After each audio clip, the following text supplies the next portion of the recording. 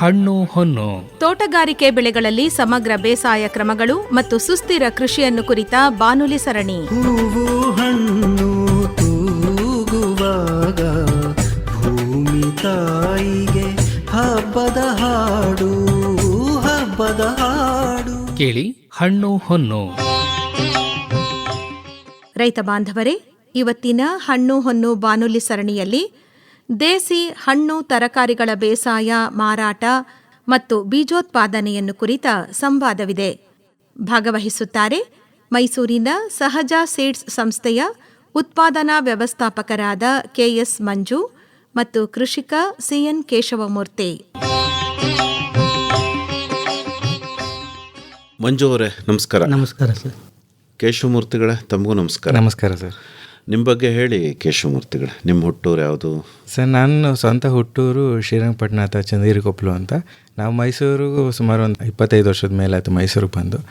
ವಿದ್ಯಾಭ್ಯಾಸ ಮಾಡಿದ್ದೆಲ್ಲ ಮೈಸೂರಲ್ಲೇ. ನಾನು ವಿದ್ಯಾಭ್ಯಾಸ ಮುಗಿದ ನಂತರ ಏನು ಓದಿದಿರಿ ಕೇಶವಮೂರ್ತಿ? ಸರ್, ನಾನು ಓದಿ BCom ಸರ್. ವಿದ್ಯಾಭ್ಯಾಸ ಮುಗಿದ ನಂತರ ನಾನು ಈ ದೇಸಿ ಬೀಜ ಸಂರಕ್ಷಣೆಗೆ ಒಂದು ಸ್ವಲ್ಪ ಒಲವು ತೋರಿಸಿ ಸುಮಾರು ಆಲ್ಮೋಸ್ಟ್ 12 ವರ್ಷ ಆಯಿತು ಸರ್. 12 ವರ್ಷದಿಂದ ದೇಸಿ ಬೀಜ ಸಂರಕ್ಷಣೆ ಮಾಡೋದ್ರಲ್ಲೇ ನಾನು. ಯಾಕೆ ಈ ಕ್ಷೇತ್ರದ ಬಗ್ಗೆ ತಮಗೆ ಒಲವು ಬಂತು? ಸರ್, ನಾನು ಅಡ್ಮಿನ್ ಆಗಿ ಒಂದು ಕಡೆ ಜಾಬಿಗೆ ಸೇರಿಕೊಂಡೆ. ಅಲ್ಲೂ ಇದೇ ಥರ ಕೆಲಸಗಳು ಮಾಡ್ತಾಯಿದ್ರು. ಸೊ ಅದು ಅನ್ನದಾನ ಸಾಯಿಲ್ ಆ್ಯಂಡ್ ಸೀಡ್ ಸೇವರ್ಸ್ ಅಂತ ಬ್ಯಾಂಗ್ಳೂರಲ್ಲಿ. ಅಲ್ಲೂ ಇದೇ ಥರ ಕೆಲಸ ಮಾಡ್ತಿದ್ದು. ಅಲ್ಲಿ ಅಡ್ಮಿನ್ ಇನ್ಚಾರ್ಜಾಗಿ ಸೇರಿಕೊಂಡೆ. ಕಾಲಕ್ರಮೇಣ ಅಲ್ಲಿ ವ್ಯವಸಾಯ ಅವ್ರು ಮಾಡ್ತಾ ಇರೋದು, ಅವ್ರ ರೀತಿ ನೀತಿಗಳು ಹೇಗೆ ಸಂರಕ್ಷಣೆ ಮಾಡ್ತಿದ್ರು, ರೈತರುಗಳ ಜೊತೆ, ಅಲ್ಲಿ ಕೆಲಸ ಮಾಡೋ ರೈತರುಗಳ ಜೊತೆಯಲ್ಲಿ ಅವ್ರ ಜೊತೆ ಕೂತ್ಕೊಂಡು ಮಾತಾಡ್ತಾ ನನಗೂ ಹೆಂಗೋ ಮೂಲತಃ ನಾನು ಕೃಷಿ ಇದರಿಂದ ಬಂದಿರೋದ್ರಿಂದ ನನಗೂ ಅದು ಹಾಗೆ ಸೇರ್ಕೊಂಡ್ಬಿಡ್ತು ಅಂತ ಅನಿಸುತ್ತೆ. ಸೊ ಅದೇ ನಿಟ್ಟಿನಲ್ಲಿ ಸುಮ್ಮನೆ ಅದೇನೇ ಕಂಟಿನ್ಯೂ ಮಾಡ್ಕೊಬಂದೆ ನಾನು. ಹೇಳಿ ಸರ್, ಈಗೇನು ದೇಶಿ ತಳಿ ಬೀಜೋತ್ಪಾದನೆ, ಯಾವ್ಯಾವ ತಳಿಗಳ ಬೀಜೋತ್ಪಾದನೆ ಮಾಡ್ತಾ ಇದ್ದೀರಿ? ಸರ್, ದೇಸಿ ತಳಿ ಬೀಜೋತ್ಪಾದನೆ ಅಂತಂದರೆ ಸಂರಕ್ಷಣೆ ಒಂದು ಆಸ್ಪೆಕ್ಟ್ಸಲ್ಲಿ ಒಂಥರ ನೋಡ್ತೀವಿ ನಾವು. ಇನ್ನೊಂದು ಉಳಿಸೋದು ಅಂತ 2 ರೀತಿಯಲ್ಲಿ ನಾವು ನೋಡ್ತೀವಿ. ದೇಸಿ ಬೀಜ ಉಳಿಸೋದು ಅಂತಂದರೆ, ಈಗ ನಾವು ಎಲ್ಲ ಒಂದು ಬದನೆ ಗಿಡ ನೆಟ್ಟಿರ್ತೀವಿ. ಆ ಬದನೆ ಗಿಡದಲ್ಲಿ ಯಾವುದೋ ಒಂದು ಹಣ್ಣಾಗುತ್ತೆ, ಹಣ್ಣಿಂದ ಅದನ್ನು ತೊಗೊಂಡು ಬೀಜ ಮಾಡೋದೇ ಒಂದು ವಿಧಾನ. ಆದರೆ ಸಂರಕ್ಷಣೆನೇ ಬೇರೆ ಪದ ಕೇಳುತ್ತೆ. ಸಂರಕ್ಷಣೆ ಅಂತಂದರೆ ಉಳಿಸೋದೇ ಬೇರೆ, ಸಂರಕ್ಷಣೆ ಬೇರೆ. ಸಂರಕ್ಷಣೆ ಅಂತಂದರೆ ಈಗ ಈ ಹೂಗಳಲ್ಲಿ ಗಂಡು ಹೆಣ್ಣು 2 ಇರುತ್ತೆ ಸರ್. ಅದಕ್ಕೆ ಮಾನದಂಡಗಳಿರ್ತವೆ ಕೆಲವೊಂದು. ಈಗ ನಾವು ಬೀಜೋತ್ಪಾದನೆ ಏನು ಮಾಡ್ತೀವಿ, ಆ ಬೀಜೋತ್ಪಾದನೆಗೆ ಕೆಲವೊಂದು ಮಾನದಂಡಗಳಿದ್ದಾವೆ, ಒಂದು ರೂಲ್ಸ್ ಇದ್ದಾವೆ. ಅಂದರೆ ಜೆನೆಟಿಕ್ ಪ್ಯೂರಿಟಿ ಅದನ್ನು ಕಾಪಾಡ್ಕೊಂಬರ್ಬೇಕು, ಮತ್ತು ಅದು ಫಿಸಿಕಲ್ ಪ್ಯೂರಿಟಿ ಅದನ್ನು ಕಾಪಾಡ್ಕೊಂಬರ್ಬೇಕು. ಅದು ಕ್ರಾಸ್ ಪಾಲಿನೇಷನ್ ಆಗಬಾರ್ದು. ಫಾರ್ ಎಕ್ಸಾಂಪಲ್ ಹೇಳಬೇಕು ಅಂತಂದರೆ, ಒಂದು ಹೈ ಈಲ್ಡಿಂಗ್ ವೆರೈಟಿ ಒಂದಿರುತ್ತೆ ಬದನೆ, ಇನ್ನೊಂದು ರೆಸಿಸ್ಟೆಂಟ್ ವೆರೈಟಿ ಒಂದಿರುತ್ತೆ, ಇಲ್ಲಾಂದರೆ ಯಾವುದೋ ಸುಂಡೆಕಾಯಿ ಈ ಕಾಡು ಥರ ಬದನೆ ಒಂದಿರುತ್ತೆ. ನಾವೇನು ಮಾಡ್ತೀವಿ, ದೇಸಿ ಬೀಜಗಳಲ್ಲಿ ಒಂದು ತಪ್ಪು ಕಲ್ಪನೆ ಇದೆ ಅಂದರೆ ಈಲ್ಡ್ ಬರಲ್ಲ ಅಂತ ಹೇಳ್ತಾರೆ. ನ್ಯಾಚುರಲಾಗಿ ಹೈಬ್ರಿಡ್ ಉತ್ಪಾದನೆ ಮಾಡಿರೋದೇ ನಮ್ಮ ದೇಸಿ ಬೀಜಗಳಿಂದ ಗುಣಲಕ್ಷಣಗಳನ್ನ ತೊಗೊಂಡೇ ಹೈಬ್ರಿಡ್ ಮಾಡ್ತಾರೆ. ಅಂಥದ್ರಲ್ಲಿ ನಾಟಿಲಿ ಇಳುವರಿ ಬರಲ್ಲ ಅನ್ನೋದೊಂದು ತಪ್ಪು ಕಲ್ಪನೆ ಇದೆ, ಸರಿನಾ? ಅದರಲ್ಲಿ ಹೆಂಗಾಗುತ್ತೆ ಅಂತಂದರೆ, ಇಲ್ಲಿ ಒಂದು ತರಕಾರಿ ಫಾರ್ ಎಕ್ಸಾಂಪಲ್ ಬದನೆ ಅಂತ ಹೇಳ್ತೀವಿ, ಹೆಸರಿಟ್ಕೊಳ್ಳೋಣ. ಅದರಲ್ಲಿ ತುಂಬ ಇಳುವರಿ ಬರುವಂಥ ಗುಣಲಕ್ಷಣಗಳಿರುತ್ತೆ. ಪಕ್ಕದಲ್ಲಿ ಯಾವುದೋ ಒಂದು ಸುಂಡೆಕಾಯಿನೋ ಇಲ್ಲಾಂದರೆ ಕಾಡು ಬದನೆನೋ ಮುಳ್ಳು ಬದನೆನೋ ಬೆಳೆದಿರುತ್ತೆ. ಸೊ ಅದೇನಾಗುತ್ತೆ, ಜೇನುಹುಳುಗಳ ಮುಖಾಂತರ ಆಗುತ್ತೆ, ಕ್ರಾಸ್ ಪಾಲಿನೇಷನ್ ಆಗುತ್ತೆ. ಅವಾಗೇನಾಗುತ್ತೆ, ಇದ್ರ ಕ್ಯಾರೆಕ್ಟರ್ಸು ಅದಲು ಬದಲಾದಾಗ ಏನಾಗುತ್ತೆ, ಇದು ಇಳುವರಿ ಕುಂಠಿತನೂ ಆಗ್ಬೋದು, ಇಲ್ಲ ಅದ್ರದ್ದು ಮೂಲ ಗುಣಗಳು ಕಳ್ಕೊಬೋದು. ಸೊ ಅದಕ್ಕೆ ನಾನು ಸಂರಕ್ಷಣೆದು ಒಂದು ದೊಡ್ಡದಾದ ಒಂದು ಆಲೋಚನೆ ಅದು. ಅದಕ್ಕೆ ಐಸೋಲೇಟ್ ಮಾಡಬೇಕು, ಕ್ರಾಸ್ ಪಾಲಿನೇಷನ್ ಆಗದೆ ಇರೋ ಥರ ನೋಡಿಕೊಂಡು ಅದರ ಗುಣನ ತನ್ನಷ್ಟಕ್ಕೆ ತಾನೇ ಕಾಪಾಡ್ಕೊಬಂದರೆ ಆ ಇಳುವರಿ ಏನಿರುತ್ತೆ ಅದು ಹಾಗೆ ಇರುತ್ತೆ ಸರ್. ನಮ್ಮ ನಾಟಿ ಬೀಜಗಳ ಸಮಸ್ಯೆ ಆಗ್ತಿದೆ ಹಾಗೆ. ಯಾರು ರೈತರುಗಳು ಏನು ಮಾಡ್ತಾರೆ, ಈ ವೈಜ್ಞಾನಿಕ ಪದ್ಧತಿಯಲ್ಲಿ ಬೀಜಗಳು ಉತ್ಪಾದನೆ ಮಾಡೋಕ್ಕೆ ಗೊತ್ತಿಲ್ಲದಿರೋ ಕಾರಣ ನಾಟಿ ಬೀಜಗಳು ಇಳುವರಿ ಬರಲ್ಲ. ಯಾಕಂದರೆ ಆಲ್ರೆಡಿ ಬೇರೆ ತಳಿಗಳಿಂದ ಕ್ರಾಸ್ ಪಾಲಿನೇಷನ್ ಆಗಿ ಲೋವರ್ ಈಲ್ಡ್ ಫ್ಯಾಕ್ಟರ್ಸ್ ಏನಿರುತ್ತೆ ಅದೆಲ್ಲ ಇಲ್ಲಿಗೆ ಬಂದಿರೋದ್ರಿಂದ. ನೀವು ಏನೇನು ಸಂರಕ್ಷಣೆ ಮಾಡ್ತಾ ಇದ್ದೀರಿ ಕೇಶವಮೂರ್ತಿಗಳೇ? ಸರ್, ನಾನು ಆಲ್ಮೋಸ್ಟ್ ಎಲ್ಲ ಥರ ತರಕಾರಿಗಳನ್ನೂ ಸಂರಕ್ಷಣೆ ಮಾಡ್ತೀನಿ. ಸ್ವಲ್ಪ ಹೇಳಿ. ಟೊಮೆಟೊ, ಬದನೆ, ಆಮೇಲೆ ಮೆಣಸಿನ್ಕಾಯಿ. ನಾವು ಲಾಸ್ಟ್ ಟೈಮು ಡೈವರ್ಸಿಟಿ ಬ್ಲಾಕಲ್ಲಿ ಒಂದು 30 ಥರದ ಮೆಣಸಿನ್ಕಾಯಿನ ಟ್ರಯಲ್ ಮಾಡಿದ್ವಿ. ಸೊ ಈ ಸಲ ನಾನು ಆಲ್ಮೋಸ್ಟ್ 10 ವೆರೈಟಿ ಟೊಮೆಟೊ, ಒಂದು 8 ವೆರೈಟಿ ಮೆಣಸಿನ್ಕಾಯಿ ಮತ್ತು 6-7 ವೆರೈಟಿ ಬದನೆನ ಈ ಸಲ ಸಂರಕ್ಷಣೆ ಮಾಡ್ತಿದ್ದೀನಿ ಸರ್.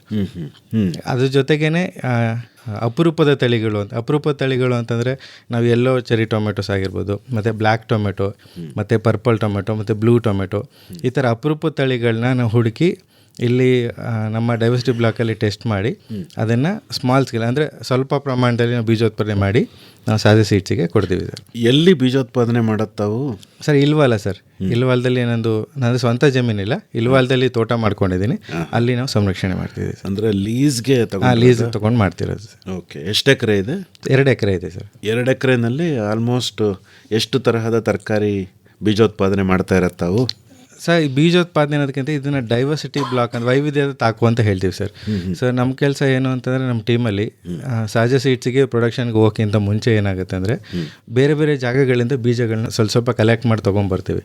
ಅಂದರೆ ಇಡೀ ದೇಶದಲ್ಲಿ ನಾವೇನು ಸುತ್ತಾಡ್ತೀವಿ, ನಮ್ಮ ಟೀಮ್ ಮೆಂಬರ್ಸ್ ಆಗಿರ್ಬೋದು, ನಾವಾಗಿರ್ಬೋದು, ಎಲ್ಲೆಲ್ಲಿ ರೈತರುಗಳ ಜೊತೆ ಹೋಗಿ ಮಾತಾಡ್ಬೇಕಾದ್ರೆ ಎಲ್ಲಿ ಅವ್ರ ಹತ್ರ ಅಪರೂಪ ತಳಿಗಳು ಇಲ್ಲ ನಾಟಿ ಬೀಜಗಳು ತುಂಬ ವರ್ಷಗಳ ಸಂರಕ್ಷಣೆ ಮಾಡ್ಕೊಬಂದಿರೋದನ್ನ ತೊಗೊಬಂದು ನಾವು ಅದನ್ನು ಸ್ವಲ್ಪ ಸ್ಯಾಂಪಲ್ಸ್ ಒಂದಷ್ಟು ತೊಗೊಂಬರ್ತೀವಿ. ಅದು 10 ಬೀಜ ಆಗಿರ್ಬೋದು, ಇಲ್ಲ 30 ಬೀಜ ಆಗಿರ್ಬೋದು, 50 ಬೀಜ ಆಗಿರ್ಬೋದು, 100 ಬೀಜ ಆಗಿರ್ಬೋದು.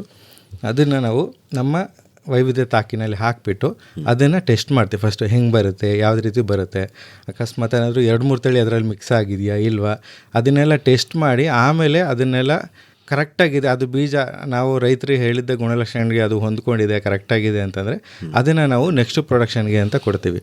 ಅಲ್ಲಿವರೆಗೂ ನಾವು ಅದನ್ನು ಲಾರ್ಜ್ ಸ್ಕೇಲ್ ಪ್ರೊಡಕ್ಷನ್ಗೆ ನಾವು ಕೊಡಲ್ಲ. ಮಂಜು ಅವರೇ, ಹೇಳಿ ನಿಮ್ಮ ಸಹಜ ಸೀಡ್ಸ್ ಕಂಪ್ನಿಯ ಚಟುವಟಿಕೆಗಳು, ಈ ನಾಟಿ ತಳಿಗಳನ್ನು ಸಂರಕ್ಷಣೆ ಮಾಡುವಂತಹ ವಿಚಾರ ಮತ್ತು ಅದಕ್ಕೆ ತಾವು ದೊರಕಿಸ್ಕೊಡ್ತಾ ಇರುವಂತಹ ಮಾರುಕಟ್ಟೆ ಅವಕಾಶಗಳು. ಸರ್, ಸಹಜ ಸೀಡ್ಸ್ ಅನ್ನತಕ್ಕಂಥದ್ದು ಒಂದು ದೇಸಿ ಸೀಡ್ ಪ್ರೊಡ್ಯೂಸರ್ ಕಂಪನಿಯ ಒಂದು ಬ್ರ್ಯಾಂಡ್ ನೇಮ್. ಅದು ಸಹಜ ಸೀಡ್ಸ್. ಇದು ದೇಸಿ ಸೀಡ್ ಪ್ರೊಡ್ಯೂಸರ್ ಕಂಪನಿ ಭಾರತ ದೇಶದ ಮೊದಲ ರೈತ ಬೀಜ ಕಂಪನಿ. ಇದರ ಉದ್ದೇಶ ಏನಂದರೆ ಹಾಳಾಗಿರ್ತಕ್ಕಂಥ ಅಳಿದು ಹೋಗಿರ್ತಕ್ಕಂಥ ದೇಸಿ ಬಿತ್ತನೆ ಬೀಜಗಳನ್ನ ಮತ್ತೆ ರೈತರಿಗೆ ತಲುಪಿಸ್ಬೇಕು ಅನ್ನೋ ಒಂದು ಕಾರ್ಯಕ್ರಮದಡಿ ಬೀಜ ಮಾರಾಟದ ಕೇಂದ್ರ ಇದು. ನಮ್ಮದು ದೇಸಿ ಸೀಡ್ ಪ್ರೊಡ್ಯೂಸರ್ ಕಂಪನಿ ಬಂದು ಮೈಸೂರಿನ ಬಂಡಿಪಾಳ್ಯದಲ್ಲಿದೆ. ಬಂಡಿಪಾಳ್ಯದ ಬಿ ಬ್ಲಾಕ್ನಲ್ಲಿ ಅದರ ಸ್ವಂತ ಆಫೀಸನ್ನು ಹೊಂದಿದೆ.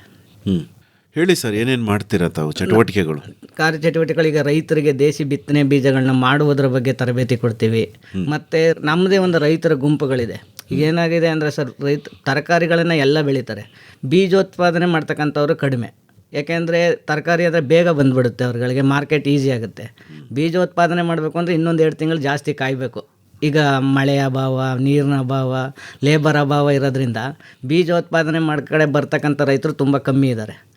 ಅವರುಗಳು ಮುಂದೆ ಬರಲಿ ಅನ್ನೋದಕ್ಕೋಸ್ಕರ ಏನಾಗುತ್ತೆ, ಬೀಜೋತ್ಪಾದನೆ ಮಾಡಿದ್ಮೇಲೂ ಮಾರ್ಕೆಟ್ ಇಲ್ಲ, ಅದಕ್ಕಾಗಿ ಮಾಡಲ್ಲ ಅಂತ ಸ್ವಲ್ಪ ರೈತರು ಹೇಳ್ತಿದ್ದಾರೆ. ಅವ್ರಿಗಾಗಿ ಮಾರ್ಕೆಟ್ಗೋಸ್ಕರನೇ ಇರ್ತಕ್ಕಂಥದ್ದು ದೇಸಿ ಸೀಡ್ ಪ್ರೊಡ್ಯೂಸರ್ ಕಂಪನಿ.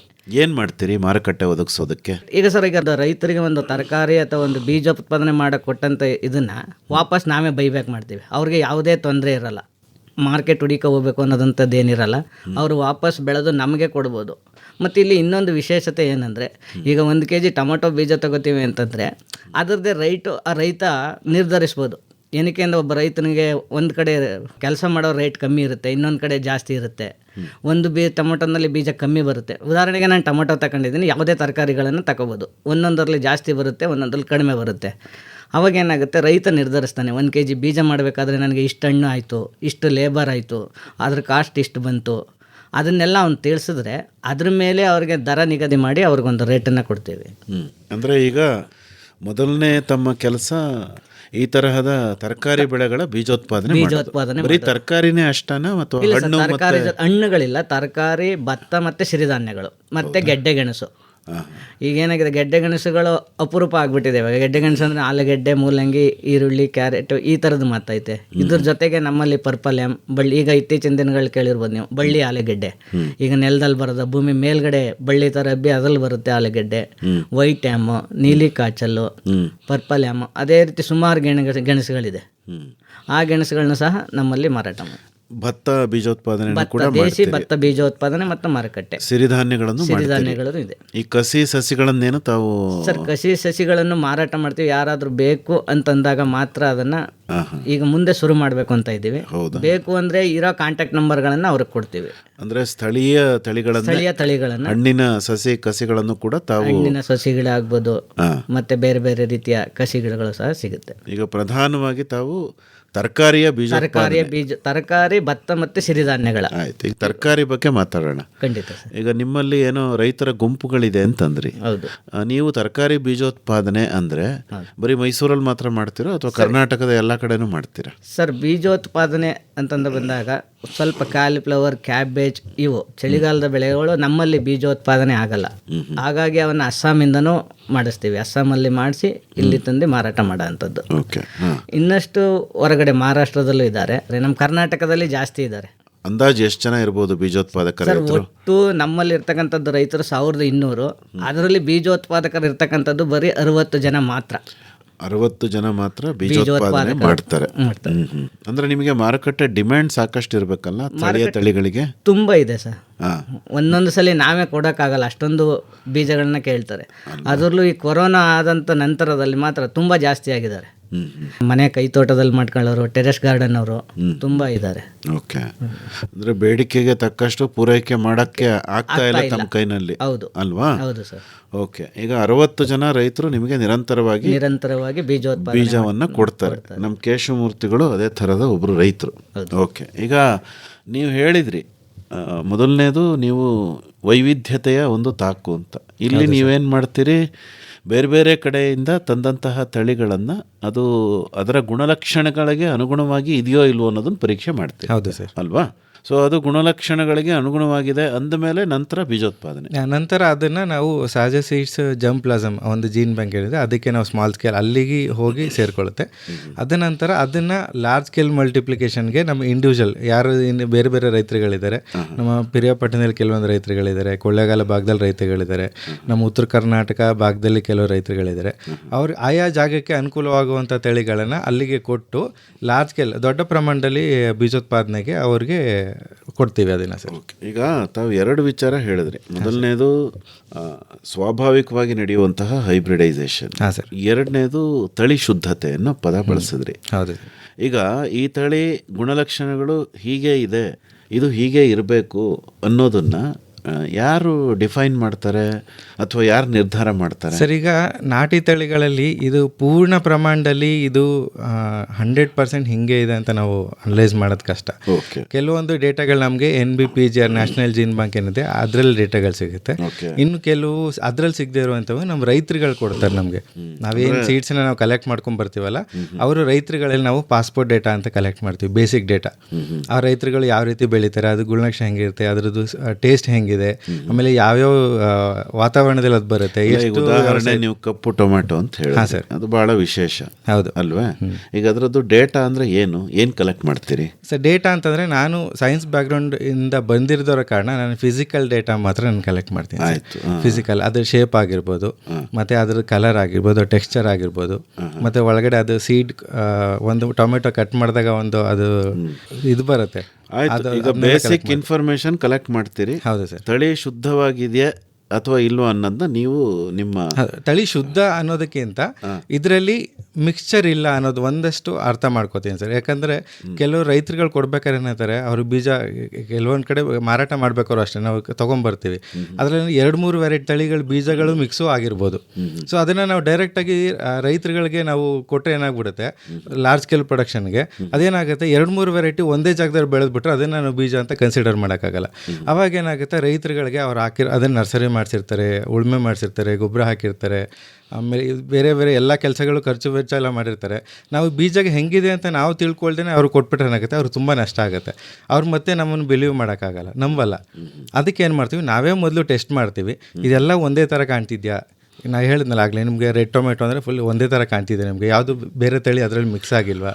ಓಕೆ, ಈಗ ನೀವು ಬೆಳೆಯುವಾಗಲೇ ಅದು ಕ್ರಾಸ್ ಪಾಲಿನೇಷನ್ ಆದರೆ ಇಲ್ಲ, ಕ್ರಾಸ್ ಪಾಲಿನೇಷನ್ ಆಗ್ದಂಗೆ ನಾವು ಐಸೋಲೇಟ್ ಮಾಡ್ತೀವಿ. ಹೇಗೆ ಮಾಡ್ತೀವಿ? Mosquito mesh, self pollinated, cross pollinated 2 ಥರ ಹೂಗಳು ಬರುತ್ತೆ. ಆ ಸೆಲ್ಫ್ ಪಾಲಿನೇಟೆಡ್ ಕ್ರಾಪ್ಸ್ನ ನಾವು ಮಸ್ಕಿಟೋ ಮೆಷ್ ಯೂಸ್ ಮಾಡಿ ನಾವು ಐಸೋಲೇಟ್ ಮಾಡ್ತೀವಿ ಒಂದು ವೆರೈಟಿಯಿಂದ ಇನ್ನೊಂದು ವೆರೈಟಿಗೆ. ಸರಿ. ಕ್ರಾಸ್ ಪಾಲಿನೇಷನ್ ಕ್ರಾಪ್ಗೆ ನಾವು ಪಂಪ್ಕಿನ್ ಕೆಲವೊಂದು ಹ್ಯಾಂಡ್ ಪಾಲಿನೇಷನ್ ಮಾಡ್ತೀವಿ ಸರ್. ಹೌದಾ? ಹೌದು ಸರ್. ಮಾಡಿದ ಮೇಲೆ ಹೂವನ್ನು ಮುಚ್ಚಿಬಿಡ್ತೀವಿ, ಹೂ ಕ್ಲೋಸ್ ಮಾಡಿ ಅದನ್ನು ಅದು ಪ್ಯೂರಿಟಿ ಹಾಗೆ ಕಾಪಾಡ್ಕೋತೀವಿ. ಓಕೆ, ಈಗ ಪೇರೆಂಟಲ್ ಲೈನ್ಸ್ ಅಂತೇಳಿ ನೀವು ಮೇಂಟೈನ್ ಮಾಡಲ್ಲ? ಆ ಥರದ್ದೆಲ್ಲ ನಮ್ಗೆ, ಯಾಕಂದರೆ ನಾನು ಸೈನ್ಸ್ ಬ್ಯಾಕ್ಗ್ರೌಂಡ್ ಇಲ್ದಿರೋ ಕಾರಣ ನಾನು ಫಿಸಿಕಲ್ ಏನು ಕಾಣಿಸುತ್ತೆ ಅದನ್ನು ಮಾತ್ರ ನಾವು ಅನಲೈಸ್ ಮಾಡಿ ನಾವು ಕೊಡ್ತೀವಿ ಸರ್. ಓಕೆ, ಈಗ ನಿಮ್ಮಲ್ಲಿ ನೀವು ಮಾಡ್ತಾ ಇರೋದು ತರಕಾರಿ ಬೆಳೆಗಳು ಯಾವ್ಯಾವುದು ಅಂದರೆ? ಸರ್ ನಾನು ತರಕಾರಿ ಆಲ್ಮೋಸ್ಟ್ ಎಲ್ಲ ಮಾಡ್ತೀನಿ ಅಂದರೆ ಹೀರೆಕಾಯಿ, ಸೋರೆಕಾಯಿ, ಪಡವಲಕಾಯಿ, ಕುಂಬಳಕಾಯಿ, ಆಮೇಲೆ ಟೊಮೆಟೊ, ಮೆಣಸಿನ್ಕಾಯಿ, ಬದನೆ, ಈ ಥರ ಎಲ್ಲ ತರಕಾರಿಗಳು ಮಾಡ್ತೀವಿ ಸರ್. ಇಲ್ಲಿ ವಾತಾವರಣಕ್ಕೆ ಯಾವ್ದಾಗುತ್ತೆ ಅದನ್ನೆಲ್ಲ ಮಾಡ್ತೀವಿ. ಬೀಜೋತ್ಪಾದನೆ ಸುಲಭನಾ ಕಷ್ಟನಾ? ಸರ್ ಬೀಜೋತ್ಪಾದನೆ ಒಂದು ನಾನು ಕಾಮನಾಗಿ ಹೇಳ್ತಿದ್ದೀನಿ, ಅದು ಯಾವುದೋ ರಾಕೆಟ್ ಸೈನ್ಸ್ ಅಲ್ಲ ಸರ್. ಅದರಲ್ಲಿ ಶಾರ್ಟ್ಕಟ್ ಇರಬಾರ್ದು, ಅದಕ್ಕೆ ಕೆಲವೊಂದು ಮಾನದಂಡಗಳಿದ್ದಾವೆ. ಸೊ ಅದನ್ನು ಪಾಲನೆ ಮಾಡಿಕೊಂಡ್ರೆ ಅದು ಯಾವುದೂ ಕಷ್ಟ ಅಲ್ಲ ಸರ್. ಓಕೆ, ಅದನ್ನು ನಾಗಲೇ ಶಾರ್ಟ್ಕಟ್ ಯೂಸ್ ಮಾಡಬಾರ್ದು. ಅಂದರೆ ಅದು ಹೂ ಬೆಳೆ ಹಂತಗಳು ಏನೇನು ಕೊಡಬೇಕು ಅದನ್ನು ಕೊಡಬೇಕು. ಹೂ ಬಿಡೋ ಟೈಮಲ್ಲಿ ಆ ಹೂ ಯಾವ ಸ್ಟ್ರಕ್ಚರ್ ಯಾವ ಥರ ಇದೆ ಅದನ್ನು ನೋಡಿಕೊಂಡು ಅದನ್ನು ಪ್ರೊಟೆಕ್ಟ್ ಮಾಡಬೇಕಾ, ಬೇರೆ ತಳಿಗಳಿಂದ ಅದನ್ನು ಪ್ರೊಟೆಕ್ಟ್ ಮಾಡಬೇಕಾ ಬೇಡವಾ, ಅದು ಹೆಂಗೆ ಅದನ್ನೆಲ್ಲ ಸಿಂಪಲಾಗಿ ಟೆಕ್ನಿಕ್ಸ್ನ ಅರ್ಥ ಮಾಡ್ಕೊಂಡ್ಬಿಟ್ರೆ ಅದು ನಮ್ಗೆ ಈಸಿ ಆಗುತ್ತೆ. For example tomato self pollinated ಆದ್ರೂ ಅದು 3 ಥರ ಹೂ ಬಿಡುತ್ತೆ. ಒಂದು ಕ್ಲೋಸ್ಡ್ ಫ್ಲವರ್ ಅಂತ ಹೇಳ್ತೀವಿ, ಅಂದರೆ ಪಾಲನ್ನು ಫೀಮೇಲ್ ಪಾರ್ಟು ಒಳಗಡೆ ಇರುತ್ತೆ, ಮೇಲಿಂದ ಪಾರ್ಟ್ ಒಳಗಡೆ. ಆವಾಗ ಹನಿಬೀಸ್ ಕ್ರಾಸ್ ಪಾಲಿನೇಷನ್ ಮಾಡೋಕ್ಕಾಗಲ್ಲ. ಕೆಲವೊಂದು ತಳಿಗಳೇನಾಗುತ್ತೆ ಅದು ಫೀಮೇಲ್ ಪಾರ್ಟ್ ಹೊರಗಡೆ ಬಂದುಬಿಡುತ್ತೆ, ಅಂದರೆ ಎಕ್ಸ್ಪೋಸ್ ಆಗಿರುತ್ತೆ. ಆವಾಗ ಕ್ರಾಸ್ ಪಾಲಿನೇಷನ್ ಚಾನ್ಸಸ್ ತುಂಬ ಇರುತ್ತೆ. ಮತ್ತು ಇನ್ನೊಂದು ಡಬಲ್ ಬ್ಲಾಸಮ್ ಅಂತ ಬರುತ್ತೆ. ನಾರ್ಮಲಿ ಅದು ದಪ್ಪ ಸೈಜಿನ ಟೊಮೆಟೊಗಳಲ್ಲಿ ಡಬಲ್ ಬ್ಲಾಸಮ್ ಬರುತ್ತೆ, ಅದು ಪೂರ್ತಿ ಓಪನ್ ಆಗಿರುತ್ತೆ. ಸೊ ಆ ಟೈಮಲ್ಲಿ ಕ್ರಾಸ್ ಪಾಲಿನೇಷನ್ ಚಾನ್ಸಸ್ ಇರುತ್ತೆ. ಸೊ ಈ ಥರ ಆ ಫ್ಲವರ್ ಸ್ಟ್ರಕ್ಚರ್ನ ಅರ್ಥ ಮಾಡಿಕೊಂಡು ನಾವು ಅದನ್ನು ಪ್ರೊಟೆಕ್ಟ್ ಮಾಡಿಕೊಂಡ್ರೆ ಆರಾಮಾಗಿ ನಾವು ಬೀಜೋತ್ಪಾದನೆ ಮಾಡ್ಬೋದು. ಅದಾದಮೇಲೆ ಪೋಸ್ಟ್ ಹಾರ್ವೆಸ್ಟ್ ಮೆಥಡ್ ಅಂತ ಹೇಳ್ತೀವಿ. ಅದನ್ನು ಬೀಜಗಳನ್ನ ಎಕ್ಸ್ಟ್ರಾಕ್ಟ್ ಯಾವ ರೀತಿಲಿ ಮಾಡಬೇಕು. ಟೊಮೆಟೊ ನಾವು ವೆಟ್ ಎಕ್ಸ್ಟ್ರಾಕ್ಷನ್ ಅಂತ ಮಾಡ್ತೀವಿ, ಅಂದರೆ ಅದು ಟೊಮೆಟೊ ಹಣ್ಣಾದಾಗ ಅದನ್ನು ಕಟ್ ಮಾಡಿ ಅದು ಬೀಜನ ಫರ್ಮೆಂಟೇಷನ್ಗೆ ಇಟ್ಟು ಅದು 2-3 ದಿನ ಅದು ಫರ್ಮೆಂಟ್ ಆದಮೇಲೆ 2-3 ದಿನ ಆದಮೇಲೆ ಅದನ್ನು ನೀಟಾಗಿ ವಾಶ್ ಮಾಡಿ ಅದನ್ನು ಶೇಡ್ ಡ್ರೈ ಮಾಡಿ ಅದನ್ನು ಎತ್ತಿಟ್ಕೊಬೋದು. ಇವನು ಬ್ರಿಂಜಾಲು ವೆಟ್ ಎಕ್ಸ್ಟ್ರಾಕ್ಟ್ ಮಾಡ್ತೀವಿ, ಅದೇ ಫರ್ಮೆಂಟೇಷನ್ಗೆ ಹೋಗಲ್ಲ. ಮತ್ತು ಕೆಲವೊಂದು ಹೀರೆಕಾಯಿ ಆಗಿರ್ಬೋದು, ಸೋರೆಕಾಯಿ ಆಗಿರ್ಬೋದು, ಅದನ್ನು ಡ್ರೈ ಎಕ್ಸ್ಟ್ರಾಕ್ಷನ್ ಮಾಡ್ತೀವಿ. ಇವನು ಬೆಂಡೆನೂ ಅಷ್ಟೇ ಗಿಡದಲ್ಲೇ ಒಣಗಾಕ್ಬಿಟ್ಟು ಆಮೇಲೆ ಗಿಡದಲ್ಲಿ ಒಣಗಾದ್ಮೇಲೆ ಅದನ್ನು ಕಟಾವು ಮಾಡಿ ಅದನ್ನು ನೆರಳಲ್ಲಿ ಒಣಗಿಸಿ ಮಾಡ್ಕೋತೀವಿ. ಈ ಥರ ಸಿಂಪಲ್ ಟೆಕ್ನಿಕ್ಸ್ಗಳಿದೆ. ಬಳ್ಳಿ ತರಕಾರಿ ಬೆಳೆಗಳದ್ದೇನು? ಬಳ್ಳಿ ತರಕಾರಿ ಬೇರೆ ಹಾಗಲಕಾಯಿ ತುಂಬ ಅಲ್ಲೇ ಹಣ್ಣಾಗುತ್ತೆ, ಹಣ್ಣಾದಾಗ ಓಪನ್ ಆಗಿ ರೆಡಿ ಆಗುತ್ತೆ. ಆವಾಗ ಅದನ್ನು ಡೈರೆಕ್ಟಾಗಿ ಏನು ಮಾಡಬೇಕು, ಹಾಗಲಕಾಯಿನ ಅದರಲ್ಲಿ ಮೇಲೆ ಒಂದು ರೆಡ್ ಕಲರ್ ಲೇಯರ್ ಬರುತ್ತೆ, ಅದನ್ನು ನೀರಲ್ಲಿ ಚೆನ್ನಾಗಿ ವಾಶ್ ಮಾಡಿ ಅದನ್ನು ಸೋಸಿ ಒಂದು ಕಾಟನ್ ಬಟ್ಟೆಲಿ ಒರೆಸಿ ಅದ್ರ ಮೇಲೆ ಒಣಗಾಕರೆ ಸಾಕು. ಸೋರೆಕಾಯಲ್ಲಿ 2 ಥರ ಬರುತ್ತೆ. ಫುಲ್ಲಿ ಮೆಚ್ಯೂರ್ ಆಗಿರುವಂಥ ಸೋರೆಕಾಯಿನ ಹಸಿ ಇದ್ದಾಗಲೂ ಎಕ್ಸ್ಟ್ರಾಕ್ಟ್ ಮಾಡ್ಬೋದು, ಇಲ್ಲ ಅಂತಂದರೆ ಪೂರ್ತಿ ಶೆಲ್ಲಲ್ಲೇ ಒಣಗಿಸಿ. ನಾವು ತುಂಬ ದಿನ ಈಗ ಎಕ್ಸ್ಟ್ರಾಕ್ಟ್ ಮಾಡೋದು ಬೇಡ, ತುಂಬ ದಿನ ಒಳಗೆ ಅದನ್ನ ಸ್ಟೋರ್ ಮಾಡಿ ಇಡಬೇಕು ಅಂದರೆ ಶೆಲ್ಲಲ್ಲಿ ಹಾಗೆ ಡ್ರೈ ಮಾಡೋಕ್ಕೆ ಬಿಡ್ತೀವಿ. ಹಿಂಗೆ ಶೇಕ್ ಮಾಡಿದ್ರೆ ಬೀಜಗಳು ಒಳಗಡೆ ಅಳ್ಳಾಡುತ್ತೆ, ಆ ಟೈಮಲ್ಲಿ ಎಕ್ಸ್ಟ್ರಾಕ್ಟ್ ಮಾಡ್ಬೋದು. ಹೀರೆಕಾಯಿ ಏನಂತಂದರೆ ಹೀರೆಕಾಯಿಲು ಅಷ್ಟೇ ಪೂರ್ತಿ ಡ್ರೈ ಆಗಿಬಿಟ್ಟು ಅದನ್ನು ಬಿಸಿಲಲ್ಲೂ ಒಣಗಿಸಿ ಪಾಡೆಲ್ಲ ಪೂರ್ತಿ ಒಣಗೋದ್ಮೇಲೆ ಅದನ್ನು ಹಿಂಗೆ ಶೇಕ್ ಮಾಡಿದ್ರೆ ಅದು ಒಳಗಡೆ ಬೀಜ ಅಳ್ಳಾಡುತ್ತೆ, ಆ ಟೈಮಲ್ಲಿ ಎಕ್ಸ್ಟ್ರಾಕ್ಟ್ ಮಾಡ್ಬೋದು. ಬೀಜೋತ್ಪಾದನೆಗೆ ಸಂಬಂಧಪಟ್ಟಂತೆ ತರಬೇತಿನೂ ಕೂಡ ಕೊಡ್ತೀರಾ ತಾವು? ಹೌದು ಸರ್, ಖಂಡಿತ. ಯಾವ ಥರ ಇರುತ್ತೆ ತರಬೇತಿ? ಹೇಗೆ ತರಬೇತಿ ಅಂದರೆ ರೈತರಿಗೆ ಇವಾಗ ಏನಾಗುತ್ತೆ, ಅವ್ರಿಗೆ ಈಗ ಟೊಮೊಟೊ ಬೀಜ ಒಬ್ರು ಏನಾಗುತ್ತೆ, ಹಿಂದೆ ಎಲ್ಲ ಬೂದಿನಲ್ಲಿ ಮುಚ್ಚಿ ಇಡ್ತಾ ಇದ್ರು, ಬೂದಿಯಲ್ಲ ಟೊಮೊಟೊ ಎಲ್ಲ ಹಚ್ಬಿಟ್ಟು. ಅದೇನಾಗುತ್ತೆ ನಮ್ಮ ಸ್ವಂತ ಬಳಕೆಗೆ ಸೂಕ್ತ. ಅದು ಮಾರ್ಕೆಟಿಂಗ್ ಮಾಡಬೇಕಾದ್ರೆ ಅದನ್ನು ಬಳಸಲ್ಲ. ಏನಾಗುತ್ತೆ, ಬೂದಿಗೂ ಕಾಸು ತಗೊಂಡ್ರು, ಎಷ್ಟೋ ಕಂಪ್ಲೇಂಟ್ ಮಾಡಿದ್ದಾರೆ, ಬೂದಿನೇ ಜಾಸ್ತಿ ಇತ್ತು ಬೀಜನೇ ಕಮ್ಮಿ ಇತ್ತು ಅಂತ. ಅಂಥ ದಿನಗಳಕ್ಕೋಸ್ಕರ ಬೀಜೋತ್ಪಾದನೆ ಟೊಮೊಟೊ ಬೀಜ ಮಾಡೋದಿರ್ಬೋದು, ಮತ್ತು ಆರ್ಗ್ಯಾನಿಕಾಗಿ ಯಾವ ಥರ ಗ್ರೋ ಮಾಡಬೇಕು, ಯಾವ ಗಿಡಕ್ಕೆ ಯಾವ ಔಷಧಿ ಯಾವ ಟೈಮಲ್ಲಿ ಕೊಡಬೇಕು, ಏನು ಮಾಡಬೇಕು. ಈಗ ನಮ್ಮ ಕೇಶವ್ ಅವ್ರು ಹೇಳ್ದಂಗೆ ಅಲ್ಲಿ ಏನಕ್ಕೆ ರೈತರಿಗೆ ನಾವು 1 ಬೀಜ 2 ಬೀಜ ಕೊಡಲ್ಲ, ಮತ್ತು ಡೈವರ್ಸಿಟಿ ಬ್ಲಾಕ್ ಸಪ್ರೇಟ್ ಇದೆ ಅಂತಂದರೆ ರೈತರಿಗೆ 1 ಬೀಜ 10 ಬೀಜ ಬೀಜೋತ್ಪಾದನೆ ಮಾಡೋರಿಗೆ ಕಷ್ಟ ಆಗುತ್ತೆ. ಏನೇ ಆದರೂ ಅವರು ಅರ್ಧ ಎಕರೆ 1/4 ಎಕರೆ ಆ ರೀತಿ ಕೇಳ್ತಾರೆ. ಹಾಗಾಗಿ ನಾವು ಒಂದು ಡೈವರ್ಸಿಟಿ ಬ್ಲ್ಯಾಕಲ್ಲಿ ಬೀಜಗಳನ್ನ ಜಾಸ್ತಿ ಮಾಡಿ ನಂತರ ರೈತರು ಕೊಡೋದು. ಆಯಿತು. ಆದರೆ ಅದನ್ನು ಯಾವ ರೀತಿ ಬೆಳಿಬೇಕು ಅನ್ನೋದ್ರ ಬಗ್ಗೆ ತರಬೇತಿ. ಓಕೆ. ಈಗ ಬೀಜ ಮಾರೋದಕ್ಕೆ ಸಾಕಷ್ಟು ಮೇಳಗಳನ್ನು ತಾವು ನಡೆಸ್ತೀರಿ, ಸ್ವಲ್ಪ ಅದ್ರ ಬಗ್ಗೆ ಹೇಳಿ ಸರ್. ಮೇಳ ಏನಾಗುತ್ತೆ ಅಂದರೆ ಗೆಡ್ಡೆ ಗೆಣಸುಗಳು ಒಂದು ಸೀಸನ್, ಅದು ಈಗ ಹಲಸು ಒಂದು ಸೀಸನ್ನು, ಮತ್ತು ಬೀಜ ಮಾಡೋದು ಒಂದು ಬೀಜಗಳನ್ನು ಹಾಕೋದು ಒಂದು ಸೀಸನ್, ಹಿಂಗಾರು ಮುಂಗಾರು ಆ ರೀತಿ 2 ರೀತಿ ಇರುತ್ತೆ. ಏನಾಗುತ್ತೆ, ಜನವರಿ ಫೆಬ್ರವರಿ ಬಂತು ಅಂದರೆ ಡಿಸೆಂಬರ್ ಎಂಡಿಂದ ಫೆಬ್ರವರಿಗೂ ಗೆಡ್ಡೆ ಗೆಣಸುಗಳು ಬರುತ್ತೆ. ಆ ಟೈಮಲ್ಲಿ ನಾವು ಗೆಡ್ಡೆ ಗೆಣಸು ಮೇಳ ಅಂತ ಮಾಡೋದು. ಆಯಿತು. ಅದೇ ರೀತಿ ಈಗ ಜೂನ್ ಬಂತು ಅಂದರೆ ಬಿತ್ತನೆ ಬೀಜೋತ್ಪಾದನೆ ಬೀಜ ಮೇಳ. ಆ ಟೈಮಲ್ಲಿ ಮುಂಗಾರು ಬಿತ್ತಕ್ಕೋಸ್ಕರ ರೈತರಿಗೆ ಬೀಜಗಳೆಲ್ಲ ಬೇಕಾಗಿರುತ್ತೆ. ಆ ಸೀಸನ್ನು ಭತ್ತ ಬಿತ್ತಕ್ಕಾಗಲಿ ಸಿರಿಧಾನ್ಯಗಳು ಮಳೆಗಾಲ ಶುರುವಾಗಿರುತ್ತೆ, ಆ ಟೈಮಲ್ಲಿ ಬೀಜ ಮೇಳ. ಕೆಂಪಕ್ಕಿ ಮೇಳ ನೀವು ಯಾವಾಗ ಬೇಕಾದರೂ ಮಾಡ್ಬೋದು, ಸೀಸನ್ ವೈಸ್. ಅದು ಏನಾಗುತ್ತೆ, ಕೆಂಪಕ್ಕಿನೂ ಅಷ್ಟೇ ಮೇನಲ್ಲೇ ಮಾಡೋದು. ಏನಕ್ಕೆ ಅಂತಂದರೆ ಆ ಹಳೆ ಭತ್ತ ಆದಷ್ಟು ಅಕ್ಕಿ ಚೆನ್ನಾಗಿರುತ್ತೆ ಅಂತ ಹೇಳ್ತಾರೆ. ಆ ಒಂದು 3 ತಿಂಗಳಾದರೂ ಭತ್ತ ಇಟ್ಟು ಇದು ಮಾಡಬೇಕು ಅಂತ ಹೇಳಿ ಕೆಂಪಕ್ಕಿ ಮೇಳ, ಸಿರಿಧಾನ್ಯ ಮೇಳ. ಈಗ ಮೇ ಬಂತು ಅಂತಂದರೆ ಮಾವು ಮೇಳ, ಆ ಸೀಸನ್ ಅದು. ಹಲಸು ಈಗ ಜುಲೈ ಮತ್ತು ಆಗಸ್ಟು ಹಲಸು ಮೇಳ. ಹೀಗೆ ಅಂದರೆ ಆಯಾಯ ಮೇಳ ಮಾಡಿದಾಗ ಅಲ್ಲಿ ತಾವು ಬೀಜ ಕೂಡ ಮಾರ್ತೀರಿ, ಬೀಜ ಕೂಡ ಮಾರ್ತೀವಿ, ಸಸಿ ಕಸಿಗಳಿದ್ರೆ ಅದನ್ನೂ ಮಾರ್ತೀರಿ. ಸಸಿಗಳನ್ನು ಸಿಗುತ್ತೆ ಅಲ್ಲಿ. ಓಕೆ. ಈಗ ಮತ್ತೆ ಸಿರಿಧಾನ್ಯಗಳಿಂದ ಮಾಡಿರ್ತಕ್ಕಂಥ ಪದಾರ್ಥಗಳು ಓಕೆ. ಅವು ಈಗ ಸಹ ಸಿಗುತ್ತೆ. ತರಕಾರಿ ಬೀಜಗಳು ಎಲ್ಲ ಬೀಜಗಳನ್ನು ಎಲ್ಲ ಮೇಳದಲ್ಲೂ ತಾವು ಮಾರಾಟ ಮಾಡ್ತೀರಿ. ಹೌದು ಸರ್, ಮಾರಾಟ ಅಲ್ವಾ? ಮಾಡ್ತೀವಿ. ಹೌದು. ಈಗ ನಾವು ಮೈಸೂರಲ್ಲಿ ಮೈಸೂರಲ್ಲಿ ಮಾತ್ರ ಅಲ್ದೇನೆ ಹೊರಗಡೆ ರಾಜ್ಯಗಳಲ್ಲೂ ಸಹ ಮಾರಾಟ ಮಾಡ್ತೀವಿ. ಎಲ್ಲೆಲ್ಲಿ ಮಾಡ್ತೀರಿ ಸರ್ ಹೈದರಾಬಾದ್, ಮಹಾರಾಷ್ಟ್ರ, ರಾಜಸ್ಥಾನ, ತಮಿಳುನಾಡು, ಕೇರಳ, ಎಲ್ಲ ರಾಜ್ಯಗಳು ಸೀಡ್ ಫೆಸ್ಟಿವಲ್ಗಳು ಮಾಡೇ ಮಾಡ್ತಾರೆ. ಮತ್ತೆ ಈಗ ಇತ್ತೀಚೆಗೆ ಬೆಂಗಳೂರಿನಲ್ಲಿ ಇಂಟರ್ನ್ಯಾಷನಲ್ ಟ್ರೇಡ್ ಫೇರ್ ಅಂತ ಶುರುವಾಯಿತು, ಅಲ್ಲೂ ಸಹ ಮಾರಾಟ ಮಾಡಿದ್ವಿ. ಮಂಜು ಅವರೇ, ಈಗ ನೀವು ಮಾಡೋದೆಲ್ಲ ಸ್ಥಳೀಯ ತಳಿಗಳು, ಅಂದ್ರೆ ಸ್ಥಳೀಯ ಬೇಡಿಕೆ ಸಾಕಷ್ಟು ಇರುತ್ತೆ. ಇಲ್ಲಿಗೆ ಬೇಡಿಕೆ ಇರುವಂತ ತಳಿನ ನೀವು ಆಂಧ್ರದಲ್ಲೋ ಹೈದರಾಬಾದಲ್ಲೋ ಕೊಟ್ಟರೆ ತಗೋತಾರಿ ಅಲ್ಲಿ? ಸರ್ ತಗೋತಾರೆ. ನಮ್ಮ ತಳಿಗಳು ಬರೀ ನಮ್ಮಲ್ಲೇ ಉಳಿಬಾರ್ದು, ದೇಶಾದ್ಯಂತ ಹೋಗ್ಬೇಕು ಅನ್ನೋದೊಂದು ಉದ್ದೇಶ. ಈಗ ಏನಾಗುತ್ತೆ, ಒಂದು ಕಡೆ ಅಳೆದೋದ್ರೂ ಇನ್ನೊಂದು ಕಡೆ ಉಳಿಬೇಕದು. ಆ ಉದ್ದೇಶಕ್ಕೋಸ್ಕರ ಭಾರತಾದ್ಯಂತ ಮಾರಾಟ ಮಾಡೇ ಮಾಡ್ತೀವಿ. ಇನ್ನೊಂದು, ಈ ದೇಶಿ ತಳಿಗಳ ಒಂದು ವಿಶಿಷ್ಟ ಗುಣಲಕ್ಷಣ ಏನು ಅಂದರೆ ಸರ್, ಈಗ ಟೊಮೆಟೊ ಒರಿಜಿನೇಟ್ ಫ್ರಮ್ ಪೆರು ಅಂತ ಹೇಳ್ತೀವಿ, ಮೂಲ ಪೆರು ಅಂತ ಹೇಳ್ತೀವಿ, ಕಾರ್ನು ಮೆಕ್ಸಿಕೋ ಅಂತ ಹೇಳ್ತೀವಿ. ಬಟ್ ಇದು ಎಲ್ಲ ಭಾಗಗಳಲ್ಲೂ ಹಂಚೋಗಿದ್ದಾವೆ. ಅಂದರೆ ಅದ್ರ ಗುಣಲಕ್ಷಣ, ಒಂದು ವಿಶಿಷ್ಟವಾದ ಗುಣಲಕ್ಷಣ ಏನು ಅಂತಂದರೆ, ಅದು ಯಾವುದೇ ಜಾಗಕ್ಕೆ ಹೋದ್ರೂ ಅದು ಈಸಿಯಾಗಿ ಅಡ್ಯಾಪ್ಟ್ ಆಗುತ್ತೆ ಆ ಕಂಡೀಷನ್ಗೆ. ಅದು ಒಂದು ಬೆಸ್ಟ್ ಥಿಂಗ್ ಇನ್ನು ನಮ್ಮ ಓಪನ್ ಪಾಲಿನೇಟೆಡ್ ಸೀಡ್ಸಲ್ಲಿ. ಈಗ ನಾವು ಏನಕ್ಕೆ ಅದು ದೇಶಿ ತಳಿಗಳು ಅನ್ನೋದು ಒಂದು ಏನು ಹೇಳ್ತೀವಿ ಅಂತಂದರೆ, ಈಗ ನಮ್ಮ ಈ ಕಡೆ ನಮಗೆ ವೀರನಗೆರೆ ಬದನೆ ತುಂಬ ಫೇಮಸ್ಸು.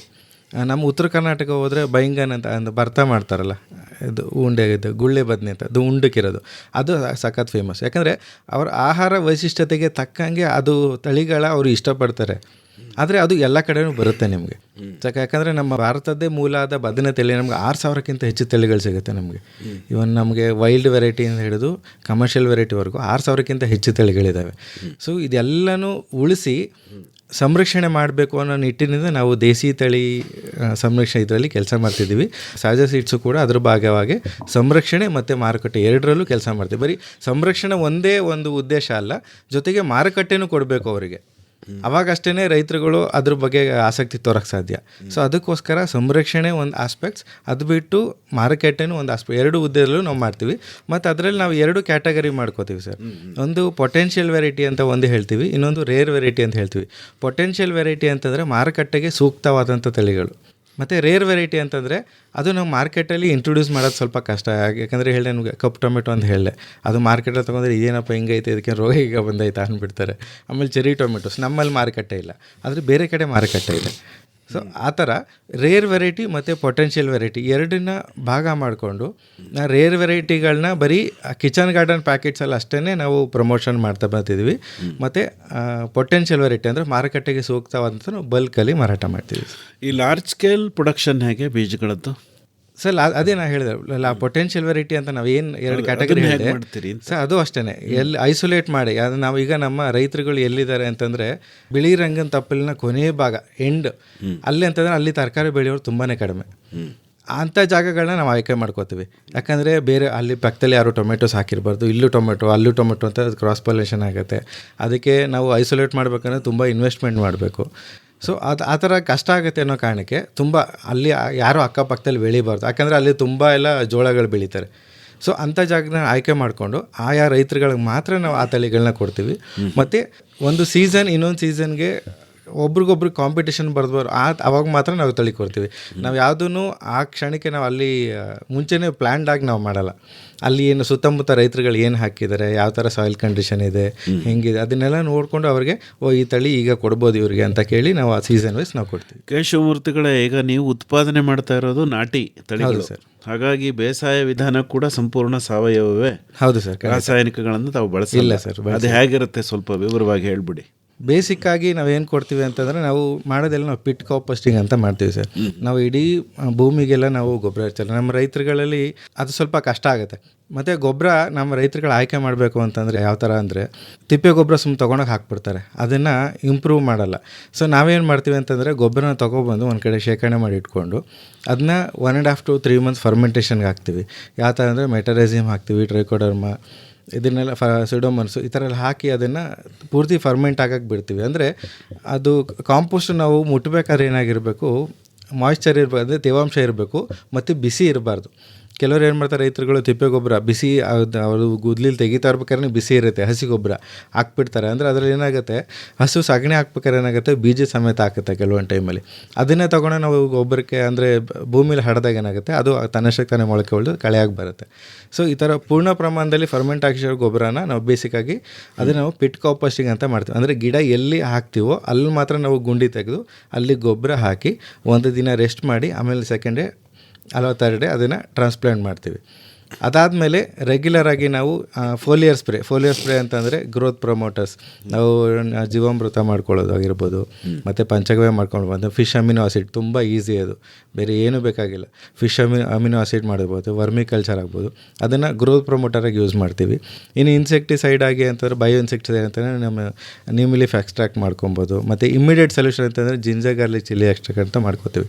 ಅಂದರೆ ಯಾವುದೂ ಸೊಲ್ಯೂಷನ್ ರೆಡಿ ಇಲ್ಲ ನಮ್ಮ ಹತ್ರ ಅಂತಂದರೆ ಇಮಿಡಿಯೇಟಾಗಿ ಏನಾದ್ರು ಹುಳ ಬಂತು ಅಂತಂದರೆ ಒಂದು 100 ಗ್ರಾಮ್ ಹಸಿಮೆಣ್ಸಿನ್ಕಾಯಿ, 100 ಗ್ರಾಮ್ ಶುಂಠಿ, 100 ಗ್ರಾಮ್ ಬೆಳ್ಳುಳ್ಳಿ ಇದನ್ನೆಲ್ಲ ರುಬ್ಬಿಟ್ಟು ಗಂಜಲದಲ್ಲಿ ಅದನ್ನು ಒಂದು ಅರ್ಧ ಗಂಟೆ ನೆನೆಸಿ ಅದನ್ನು ಹಿಂಡ್ಬಿಟ್ಟು ಅದ್ರ ಸೊಲ್ಯೂಷನ್ನ ಇಮಿಡಿಯೇಟಾಗಿ ಸ್ಪ್ರೇ ಮಾಡಬೇಕು. ಯಾಕಂದರೆ ಆ ಸಾಫ್ಟ್ ಬಾಡಿಡ್ ಇನ್ಸೆಕ್ಟ್ಸ್ ಅಂತ ಹೇಳ್ತೀವಲ್ಲ ಸರ್ ನಾವು, ಆ ಫೀಡ್ಸ್ ಆಗಿರ್ಬೋದು, ಮತ್ತು ಬಿಳಿ ನೊಣಗಳು, ವೈಟ್ ಫ್ಲೈಸ್, ಅದೆಲ್ಲ ಎಲೆ ಕೆಳಗಡೆ ಕೂತಿರುತ್ತೆ. ನಾವು ಸ್ಪ್ರೇ ಮಾಡ್ಬೇಕಾದ್ರೆ ಗಿಡಗಳ ಮೇಲೆ ಸ್ಪ್ರೇ ಮಾಡ್ತೀವಿ, ನಾವು ಅಂಡರ್ದಲ್ಲಿ ಸ್ಪ್ರೇ ಮಾಡಬೇಕು, ಅವೆಲ್ಲ ಕಂಟ್ರೋಲ್ ಆಗಬೇಕು ಅಂತಂದರೆ. ಸೊ ನಾವು ಸ್ಪ್ರೇ ಮಾಡ್ಬೇಕಾದ್ರೆ ಮೇಲೆ ಕೆಳಗೆ ಎರಡು ಕಡೆನೂ ಸ್ಪ್ರೇ ಮಾಡಬೇಕು. ಸೊ ಈ ಥರ ರೆಗ್ಯುಲರ್ ಇಂಟರ್ವಲ್ಸಲ್ಲಿ ನಾವು ಈ ಥರ ಇದನ್ನ ಮಾಡ್ಕೊಂಡು ಹೋಗಿ ಸ್ಪ್ರೇಗಳನ್ನ ಮಾಡ್ಕೊಂಡು ಹೋಯ್ತು ಅಂತಂದರೆ ನಾವು ಹೇಳ್ತೀವಲ್ಲ, prevention is better then cure ಅಂತ. ನಮಗೆ ಸಾವಯವದಲ್ಲಿ ನಮಗೆ ರೋಗಗಳನ್ನ ಅಥವಾ ಹುಳಗಳನ್ನ ಕಂಟ್ರೋಲ್ ಮಾಡೋದಕ್ಕೆ ಈಸಿ ಆಗುತ್ತೆ, ಬಟ್ ಒಂದ್ಸಲಿ ಬಂದ ಮೇಲೆ ಅದು ಕಂಟ್ರೋಲ್ ಮಾಡೋದು ಕಷ್ಟ. ಯಾಕಂತಂದ್ರೆ ಅದನ್ನು ಸಾಯಿಸುವಂಥ ಔಷಧಿಗಳು ನಮ್ಮಲ್ಲಿಲ್ಲ. ಅದನ್ನ ಡೈವರ್ಟ್ ಮಾಡ್ಬೋದು. ನಾವು ಹುಳಿ ಮಜ್ಜಿಗೆ ಅಂತ ಹೇಳ್ತೀವಲ್ಲ, ಯಾಕಂದರೆ ಕೆಲವೊಂದು ಹುಳಗಳ ಒಂದು ಆ ಗುಣಲಕ್ಷಣ ಹೆಂಗಿರುತ್ತೆ ಅಂತಂದರೆ, ಬದನೆಗೆ ಬರೋ ಹುಳ ಬೇರೆ ಗಿಡಗಳಿಗೆ ಬರೋಲ್ಲ. ಅದೇನು ಹೇಳ್ತೀವಿ ನಾವು, ಅದು ಒಂದು ಸ್ಮೆಲ್ ಅಂತ ಹೇಳ್ತೀವಿ, ಒಂದು ವಾಸನೆ ಬರುತ್ತಲ್ಲ, ಆ ಬದನೆ ಅದಕ್ಕೆ ಅಟ್ರಾಕ್ಟ್ ಮಾಡ್ಕೊಂಡು ಹೋಗಿ ಅಲ್ಲಿ ಕೂತ್ಕೊಂಡೆ ಬದನೆಗೆ ಮಾತ್ರ ಡ್ಯಾಮೇಜ್ ಮಾಡುತ್ತೆ, ಬಟ್ ಬೇರೆ ಗಿಡಕ್ಕೆ ಡ್ಯಾಮೇಜ್ ಮಾಡಲ್ಲ. ನಾವು ಈ ಹುಳಿ ಮಜ್ಜಿಗೆ ಇದನ್ನೆಲ್ಲ ನಾವು ಅದೊಂದು ಘಾಟ ವಾಸನೆ ಬರುತ್ತೆ, ಕೆಟ್ಟ ವಾಸನೆ ಬರುತ್ತೆ. ಅಂದರೆ ಹುಳಿ ಮಜ್ಜಿಗೆ ನಾವು 1 ತಿಂಗಳು ನಾವು ಫರ್ಮೆಂಟೇಷನ್ಗೆ ಇಟ್ಟರೆ ಅದನ್ನು ಸ್ಪ್ರೇ ಮಾಡಿದಾಗ ಏನಾಗುತ್ತೆ, ಅದು ರೆಕಗ್ನಿಷನ್ ಅದು ಡೈವರ್ಟ್ ಮಾಡ್ಬೋದು. ಸೊ ಈ ಥರ ಬೇಸಿಕ್ ಒಂದು ಟೋಟಲ್ ಇಂಟಿಗ್ರೇಟೆಡ್ ಪೆಸ್ಟ್ ಮ್ಯಾನೇಜ್ಮೆಂಟ್ ಅಂತ ಹೇಳ್ತೀವಿ ನಾವು. ಅದು ರೆಗ್ಯುಲರ್ ಸ್ಪ್ರೇ ಆಗಿರ್ಬೋದು, ಮತ್ತು ಬರ್ಡ್ ಪಚಸ್ ಆಗಿರ್ಬೋದು, ಮತ್ತು ಸ್ಟಿಕ್ಕಿ ಟ್ರ್ಯಾಪ್ಸ್ ಆಗಿರ್ಬೋದು, ಮತ್ತು ಫೆರಮೋನ್ ಟ್ರ್ಯಾಪ್ಸ್, ಮೋಹಕ ಬಲೆಗಳಂತ ಹೇಳ್ತೀವಿ. ಅದೊಂದು ಕೀಟಗಳ ಮೇಲೆ ಒಂದು ಮಾಡಿರುವಂಥ ಡಿಸೈನ್. ಅದು ಪರ್ಟಿಕ್ಯುಲರ್ ಒಂದು ಕೀಟಗಳಿಗೆ ಅದರೇ ಆದ ಫೆರಮೋನ್ ಟ್ರಾಪ್ ಇರುತ್ತೆ, ಅದನ್ನು ಮಾಡಿರ್ಬೋದು ಈ ಥರ. ಮತ್ತು ಬರ್ಡ್ ಪಚಸ್, ಪಕ್ಷಿಗಳು ಕೂರೋಕ್ಕೆ ಜಾಗ ಇರುತ್ತೆ, ಮತ್ತು ಸೋಲಾರ್ ಟ್ರಾಪ್, ಲೈಟ್ ಟ್ರಾಪ್ಗಳಾಗಿರ್ಬೋದು.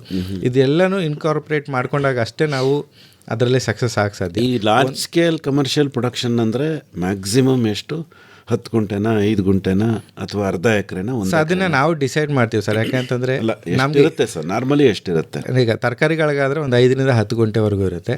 ಪ್ಯಾಡ್ ಈಗ ಭತ್ತ, ರಾಗಿ ಇವುಗಳಿಗೆಲ್ಲ ಆದರೆ ನಾವು 3 ಎಕರೆ, 5 ಎಕರೆ, 10 ಎಕರೆ ಹಿಂಗೆ ನಮಗೆ ರಿಕ್ವೈರ್ಮೆಂಟ್ ಏನಿದೆ ಆ ತಳಿಗಳ ಆಧಾರದ ಮೇಲೆ ನಾವು ಸೆಲೆಕ್ಷನ್. ಒಬ್ಬ ರೈತ ಒಂದೇ ತರಕಾರಿನ ಬೀಜೋತ್ಪಾದನೆ ಮಾಡೋದು? ಒಂದೇ ತರಕಾರಿ ಅಲ್ಲ. ಫಾರ್ ಎಕ್ಸಾಂಪಲ್ ಈಗ ಅವರು 4-5 ತಳಿಗಳನ್ನು ಮಾಡ್ಬೋದು, ಆದರೆ ಟೊಮೆಟೊ ಹಾಕಿರೋ ಜಾಗದಲ್ಲಿ ಇನ್ನೊಂದು ಟೊಮೆಟೊ ಕೊಡಲ್ಲ. ಟೊಮೆಟೊ ಇಲ್ಲ ಬದನೆ ಇಲ್ಲ ಮೆಣಸಿನ್ಕಾಯಿ, ಇಲ್ಲಾಂದರೆ ಹಾಗಲಕಾಯಿ ಇಲ್ಲ ಹೀರೆಕಾಯಿ, ಈ ಥರ ಬೇರೆ ಬೇರೆ ತಳಿಗಳನ್ನ ಕೊಡ್ತೀವಿ. ಓಕೆ. ಮಂಜು ಅವರೇ, ಈಗ ಸಾವಯವ ಕೃಷಿಗೆ ಪೂರಕವಾದಂತಹ ಕೃಷಿ ಪರಿಕರಗಳಿರ್ತಾವಲ್ಲ, ಅದೇ ಅವ್ರು ಆಗಲೇ ಹೇಳಿದ್ರಲ್ಲ, ಜೈವಿಕ ಪೀಡನಾಶಕಗಳು, ಜೈವಿಕ ಕೀಟನಾಶಕಗಳು, ಇಂಥವನ್ನು ಕೂಡ ನೀವು ಮಾರಾಟ ಮಾಡ್ತೀರಾ ಅಥವಾ ರೈತರಿಗೆ ಪೂರೈಕೆ ಮಾಡ್ತೀರಾ? ನಮ್ಮಲ್ಲಿ ಮಾರಾಟ ಮಾಡಲ್ಲ ಸರ್, ಗೊಬ್ಬರಗಳು ಯಾವುದು ಮಾರಾಟ ಇಲ್ಲ. ಬರೀ ದೇಸಿ ಬಿತ್ತನೆ ಬೀಜಗಳು ಮತ್ತೆ ಭತ್ತ ಇದೆ ಮಾತ್ರ. ಹೌದಾ? ಬೀಜ ಮಾತ್ರ ಮಾರ್ತೀರಿ? ಕೃಷಿ ಪೂರಕಗಳನ್ನ ಅವ್ರಿಗೆ ತರಬೇತಿನಲ್ಲಿ ತಾವೇ ಮಾಡ್ಕೊಳ್ಳೋದಕ್ಕೆ ಟ್ರೈನಿಂಗ್ ಕೊಟ್ಟಿರ್ತೀವಿ. ಒಂದು ಉದ್ದೇಶ ಏನಂದ್ರೆ ಹೊರಗಡೆಯಿಂದ ಯಾವುದೇ ರೀತಿ ಗೊಬ್ಬರಗಳಿಗೆ ಹಣ ಖರ್ಚು ಮಾಡಬಾರ್ದು ಅಂತ. ಈಗ ಯಾರು ತರಕಾರಿ ಬೀಜೋತ್ಪಾದನೆ ಮಾಡ್ತಾರೆ, ಎಲ್ಲರ ಹತ್ರನೂ ಹಸು ಮೇಕೆಗಳು ಇದ್ದೇ ಇದೆ, ಅದನ್ನೇ ಬಳಸ್ಕೊಂಡು ಬೀಜೋತ್ಪಾದನೆ ಮಾಡೋದನ್ನು ಅವ್ರಿಗೆ ಹೇಳ್ಕೊಡೋದು. ಓಕೆ. ಒಂದು ಕಡೆ ತರಬೇತಿ ಕೊಡ್ತೀರಿ, ಇನ್ನೊಂದು ಕಡೆ ಬೀಜೋತ್ಪಾದಕ ರೈತರನ್ನು ಹುರಿದುಂಬಿಸ್ತೀರಿ ಬೀಜ ಉತ್ಪಾದನೆ ಮಾಡಲಿ ಅಂತ. ಈಗ ಬೀಜೋತ್ಪಾದಕ ರೈತರಿಗೆ ಆದಾಯ ಬರುತ್ತಾ? ಆದಾಯ ಇದೆ ಸರ್. ಹೇಗೆ ಆದಾಯ ಬರುತ್ತೆ ಒಂಚೂರು ಹೇಳ್ಬೋದಾ ಸರ್? ಈಗ ಆದಾಯ ಏನಿದೆ ಅಂತಂದ್ರೆ, ಹಿಂದೆ ನಮಗೆ ಬೀಜೋತ್ಪಾದನೆ ಮಾಡ್ತಕ್ಕಂಥ ರೈತರು ಯಾಕೆ ಏನೀಗ 58 ರೈತರಿದ್ದಾರೆ ಅಂತಾರೆ. ಇಷ್ಟು ನಮ್ಮದು ಈಗ 1 ಕೋಟಿ ಬಿಸ್ನೆಸ್ ಮಾಡ್ತಾ ಇದೆ. ಆದರೆ 58 ಜನ ಮಾತ್ರ ರೈತರಿದ್ದಾರೆ ಬೀಜೋತ್ಪಾದನೆಯಲ್ಲಿ. 58 ಜನ ಇಟ್ಕೊಂಡು ಅಷ್ಟೊಂದು ವ್ಯಾಪಾರ ಮಾಡ್ಬೋದು. ಏನು ಸ್ಟಾರ್ಟಿಂಗ್ ಇದ್ದಾಗ ಏನಾಗುತ್ತೆ, ರೈತರು 10 ಗುಂಟೆ 5 ಗುಂಟೆನಲ್ಲಿ ಮಾತ್ರ ಬೀಜೋತ್ಪಾದನೆ ಮಾಡ್ತಾಯಿದ್ರು. ಎಲ್ಲ ರೈತರ ಹತ್ರನೂ 1 ಎಕರೆಗಿಂತ ಜಾಸ್ತಿನೇ ಜಮೀನಿದೆ ಮತ್ತು 5 ಎಕರೆವರೆಗೂ ಜಮೀನಿದೆ. ಈಗ 10 ಗುಂಟೆ ಬೀಜೋತ್ಪಾದನೆ ಮಾಡ್ಕೊಡ್ತಕ್ಕಂಥ ರೈತ ಇವತ್ತು ನಾನು 4 ಎಕರೆ ಮಾಡ್ಕೊಡ್ತೀನಿ ಅಂತ ಹೇಳ್ತಾ ಇದ್ದಾನೆ. ಹಾಗಾಗಿ ನಾವು ರೈತರುಗಳನ್ನು ಜಾಸ್ತಿ ಮಾಡಿಲ್ಲ. ಇರೋ ರೈತರುಗಳೇ ಅವ್ರಿಗೂ ಖುಷಿ ಇದೆ ಬೀಜೋತ್ಪಾದನೆ ಮಾಡೋದ್ರಲ್ಲಿ, ಮತ್ತು ಮಾಡಿಕೊಡ್ತೀನಿ ಅಂತಕ್ಕಂಥ ಭರವಸೆ ಅವ್ರು ಕೊಟ್ಟಿರುವಾಗ ರೈತರನ್ನ ಜಾಸ್ತಿ ಮಾಡೋದಕ್ಕಿಂತ ಇರೋ ರೈತರುಗಳಿಗೆ ಜಾಸ್ತಿ ಕೊಡ್ತಾ ಇರೋದು. ಆಯಿತು ಮಂಜು ಅವರೇ, ಈಗ ನಾನೊಂದು 10 ಗುಂಟೆ ಟೊಮೆಟೊ ಬೀಜನ ನಿಮಗೆ ಉತ್ಪಾದನೆ ಮಾಡಿಕೊಡ್ತೀನಿ ಅಂತ ಇಟ್ಕೊಳ್ಳಿ. ಈಗ 10 ಗುಂಟೆ ಜಾಗದಲ್ಲಿ ನನ್ನ ಖರ್ಚು ಎಷ್ಟಾಗುತ್ತೆ, ಆದಾಯ ಎಷ್ಟು ಬರ್ಬೋದು ಸರ್? ನೀವು ನಿಮ್ಮ ಜಮೀನಿಗೆ ನೀವು ಸ್ವಂತ ಯಾವುದೇ ಪರಿಕರಗಳನ್ನ ಹೊರಗಡೆಯಿಂದ ತರದೆ ಮಾಡ್ತೀನಿ ಅಂತಂದರೆ ಅವರೇ ಕೆಲಸ ಮಾಡಿ ಮನೆಯವ್ರಿಗೆ ಸೇರಿ ಮಾಡೋದ್ರಿಂದ ಹೊರಗಡೆಯಿಂದ ಖರ್ಚು ಒಂದು 10,000 ರಿಂದ 15,000 ಖರ್ಚು ಬರ್ಬೋದು ಅವ್ರಿಗಷ್ಟೇ. ಒಂದು 10 kg ಅಥವಾ 15 kg ಬೀಜ ಸಹ ಮಾಡ್ಬೋದು. ಅಂದರೆ ನಾನು ಹೇಳಿದೆ ಮೊದಲೇ, ಒಂದೊಂದು ಟೊಮೆಟೊನಲ್ಲಿ ಬೀಜ ಜಾಸ್ತಿ ಬರುತ್ತೆ, ಒಂದೊಂದರಲ್ಲಿ ಖರ್ಚು ಇದು ಬರುತ್ತೆ. ಒಂದು ನಿಮಿಷ, ಈಗ ಎಲ್ಲ ಹಣ್ಣುಗಳನ್ನು ನೀವು ತಗೊಳ್ಳಲ್ಲ ಬೀಜ ಮಾಡೋದಕ್ಕೆ ಅಲ್ವೇ? ಹೌದು. ಕೆಲವೊಂದಷ್ಟು ಸರಿಯಾಗಿ ಟ್ರೂ ಟು ಟೈಪ್ ಇರೋ ಹಣ್ಣು ಮಾತ್ರ ಆಯ್ಕೆ ಮಾಡ್ತೀರಿ, ಉಳಿದಿದ್ದು ನೀನು ಮಾರ್ಕೆಟಲ್ಲಿ ಮಾರ್ಕೊಳ್ಳಪ್ಪ ಅಂತ ಬಿಟ್ಬಿಡ್ತೀರಿ. ಹೌದು. ಎಷ್ಟು ಬೀಜ ಉತ್ಪಾದನೆ ಆಗ್ಬೋದು ಸರ್? ಒಂದು 10 kg ಬೀಜ ಉತ್ಪಾದನೆ ಮಾಡ್ತಾರೆ 10 ಗುಂಟೆನಲ್ಲಿ. 10 ಗುಂಟೆನಲ್ಲಿ 10 kg. ಹೇಳಿ ಸರ್. ಸರ್, ಈಗ ನಾವು ಅದನ್ನ ಮಾರ್ಕೆಟ್ಗೂ ಇದಕ್ಕೂ ನಾವು ಹೆಂಗೆ ರೇಟ್ನ ನಿರ್ಧಾರ ಮಾಡ್ತೀವಿ ಅಂತಂದರೆ ಸರ್, ಈಗ 1 kg ಟೊಮೆಟೊ ಬೀಜ ನಾವು ಟ್ರಯಲ್ ಮಾಡಿ ನಾವು ರೇಟ್ ಹೇಗೆ ಫಿಕ್ಸ್ ಮಾಡ್ತೀವಿ ನಾವು ಹೇಳ್ತೀವಿ. ಈಗ 1 kg ಟೊಮೆಟೊ ಮಾಡಿದ್ರೆ ಬೀಜ ಎಕ್ಸ್ಟ್ರಾಕ್ಟ್ ಮಾಡಿದ್ರೆ ನಮಗೆ 9 ರಿಂದ 10 ಗ್ರಾಮ್ ಬೀಜ ಸಿಗುತ್ತೆ ಸರ್. ಹಾಗೆಯೇ 1 kg ಟೊಮೆಟೊ ಬೀಜ ಮಾಡಬೇಕು ಅಂತಂದರೆ ನಮಗೆ 98 ರಿಂದ ಆಲ್ಮೋಸ್ಟ್ 100 kg ವರೆಗೂ ಟೊಮೆಟೊ ಬೇಕು. ಸೊ ಈಗ ಮಾರ್ಕೆಟಲ್ಲಿ ನಾವು ಟೊಮೆಟೊ ಮಾರ್ತೀನಿ ಅಂತಂದರೆ ರೇಟ್ ಎಷ್ಟು ಇರ್ಬೋದು ಸರ್? 5 ರೂಪಾಯಿ, 10 ರೂಪಾಯಿ, ಮ್ಯಾಕ್ಸಿಮಮ್ 15 ರೂಪಾಯಿ ಸರ್ ಆವ್ರೇಜು. ಆದರೆ ನಾವು ಅದೇ 100 kg ಟೊಮೆಟೊಲ್ಲಿ 1 kg ಬೀಜ ಮಾಡಿಕೊಟ್ರೆ ನಮಗೆ 4,500 ರಿಂದ 8,000 ರೂಪಾಯಿವರೆಗೂ ಬೀಜ ರೇಟ್ ಇದೆ ಸರ್. ಅಂದರೆ 1 kg ಅವ್ರಿಗೆ ಕೆಜಿಗೆ 45 ರೂಪಾಯಿ ಅಶ್ಯೂರ್ಡ್. ನಾವು ಯಾವುದು ಮಾರ್ಕೆಟಲ್ಲಿ ನೋಡಿಕೊಂಡು ನಾವು ರೇಟ್ ನಿರ್ಧಾರ ಮಾಡಲ್ಲ. ನಾವು ಮುಂಚೆನೇ ಹೇಳಿರ್ತೀವಿ ಈ ಟೊಮೆಟೊಗೆ ನಿಮಗೆ ಇಷ್ಟೇ ರೇಟ್ ಕೊಡ್ತೀವಿ ಅಂತ ಮುಂಚೆನೇ ಹೇಳಿರ್ತೀವಿ. ಆ ಮಾರ್ಕೆಟಲ್ಲಿ 5 ರೂಪಾಯಿ ಬರಲಿ 2 ರೂಪಾಯಿ ಬರಲಿ ಟೊಮೆಟೊ ಏನಾದ್ರು ಇರಲಿ, ನಾವು ಬೀಜಕ್ಕೆ ಎಷ್ಟು ಕೊಡ್ತೀವಿ ಅಂತಂದರೆ, ಫಾರ್ ಎಕ್ಸಾಂಪಲ್ 1 kg ಟೊಮೆಟೊ ಬೀಜ 100 kg ಬೇಕು ಅಂತಂದರೆ, ಈಗ ನಾವು 4,500 5,000 ಕೊಡ್ತಿದ್ವಿ ಅಂತಂದರೆ 1 kg ಟೊಮೆಟೊಗೆ 50 ರೂಪಾಯಿ ಬೀಳ್ತೀವಿ ಸರ್. ಅದೇ ತಾನೇ 8,000 ರಿಂದ 10,000 ರೂಪಾಯಿವರೆಗೂ ಬರುವಂಥ ಟೊಮೆಟೊಗಳು ನಾವಿದ್ದಾವೆ. ಅಂದರೆ ಮುಂಚೆನೇ ತಾವು ದರ ನಿಗದಿ ಮಾಡಿಬಿಡ್ತೀರಿ ಅಲ್ವಾ? ಇಷ್ಟು ರೇಟ್ ಕೊಡ್ತೀವಿ ಅಂತ ಅವರು ಖುಷಿಯಾಗಿ ಬೆಳ್ಕೊಡ್ತಾರೆ ನಿಮಗೆ ಅಲ್ವಾ? ಈಗ ಆ ರೈತರ ಪಟ್ಟಿ ಅವ್ರೇನು ಬಳಸ್ತಾರೆ, ಯಾವಾಗ ಬೀಜ ಉತ್ಪಾದನೆ ಮಾಡಬೇಕು, ಇದನ್ನೆಲ್ಲ ಶೆಡ್ಯೂಲ್ ತಾವೇ ಮಾಡ್ತೀರಾ? ನಾವೇ ಮಾಡ್ತೀವಿ ಸರ್. ಹೌದು ಅಲ್ವಾ? ಸೊ ನಿಮ್ಮ ಹತ್ರ ಇರೋ ರೈತರು ಡಿಮ್ಯಾಂಡ್ ನಿಮಗೆ ಹೇಗೆ ಬರುತ್ತೆ? ಈ ಮೇಳಗಳು ಮಾಡ್ತಿರಲ್ಲ ಸರ್? ಮೇಳಗಳಂತ ಏನಿಲ್ಲ. ಈಗ ರೆಗ್ಯುಲರ್ ಟೊಮೊಟೊ, ಬದನೆ, ಬೆಂಡೆ ಈಗ ಮಾರ್ಕೆಟ್ಗೆ ಆಗುವಂತಹ ತರಕಾರಿಗಳದ್ದು ಯಾವಾಗಲೂ ಮುಂದೆನೇ ಇರುತ್ತೆ. ಯಾಕೆಂದರೆ ಸ್ವಲ್ಪ ರೇರ್ ವೆರೈಟಿಗಳನ್ನ ನಾವು ಜಾಸ್ತಿ ಈಗ ಬಲ್ಕಾಗಿ ಕೊಡಲ್ಲ, ಪಾಕೆಟಲ್ಲೇ ಕೊಡೋದು. ಅದು ಏನಾಗುತ್ತೆ ಅಂದರೆ ಖುಷಿ ಇರೋರು ಮಾತ್ರ ತಗೊಂಡು ಬೆಳೆಯೋದು ಅದನ್ನು. ಈಗ ಬೆಂಡೆ ಆಗಲೇ ಬೀನ್ಸ್ ರೆಗ್ಯುಲರ್ ಮಾರ್ಕೆಟ್ಗೂ ಸಹ ಹೋಗುತ್ತೆ, ತಮ್ಮ ಮನೆ ಬಳಕೆಗೂ ಸಹ ಬಳಸ್ತಾರೆ. ಈಗ ಒಂದು ವಿಚಾರ ಹೇಳಿ ಕೇಶವಮೂರ್ತಿಗಳೇ, ಸಾಮಾನ್ಯವಾಗಿ ಮಾರುಕಟ್ಟೆನಲ್ಲಿ ತರಕಾರಿಗಳಲ್ಲಿ ವಿಪರೀತವಾದ ಹೈಬ್ರಿಡ್ಗಳಿದೆ. ಈಗ ನೀವು ಸ್ಥಳೀಯ ತಳಿ ಅಂತೀರಿ, ಮತ್ತು ಇದು ಕೂಡ ಇಳುವರಿ ಚೆನ್ನಾಗಿ ಬರುತ್ತೆ ಅಂತೀರಿ.